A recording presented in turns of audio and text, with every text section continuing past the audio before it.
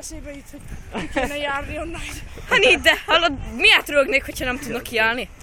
Videózom. Akkor mi nekünk kéne kihúzni, csak úgy mondom. Lófasz, nem segítünk neki. Nami! Gyere, bazd meg, gyere! Éééé. A fejednek neked is. A nyomorék. Most Hát igen. nézzek, folyik ki az alvázából a víz. Na. Árvíz 3.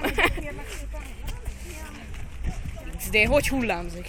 Tiszta 4 méteres hullámok vannak. Csónakázunk? Csónakázunk?